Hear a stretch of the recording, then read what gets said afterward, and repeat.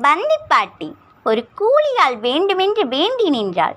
அவளுக்கு கூலியாளாய் வந்த நம் இறைவன் அவள் தந்த உதிர்ந்த பிட்டை உண்டு பாண்டிய மன்னனிடம் பிரம்படியும் பட்டார்.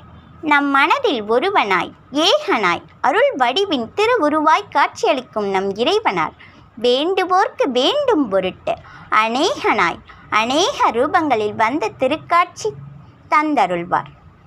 இவை மட்டுமல்ல, நம் இறைவனார் எடுத்த அவதாரங்கள் நிகழ்த்திய திருவிளையாடல்கள் ஏராளம். அவற்றையெல்லாம் விளக்கிச் சொல்ல நம் புராண இதிகாசங்களாலும் முடியாது. ஒரு சிறு பன்றிக்கு தாயாய் வந்தார். சிவன் அடியார்களுக்கு தொண்டு செய்த அடியார்களுக்கு சிவனடியார் போல் வந்து திருக்காட்சி தந்தருளினார். மணிவாசகர் பாடிய திருவாசகத்தை எழுத தில்லையில் அந்தணராய் தோன்றினார்.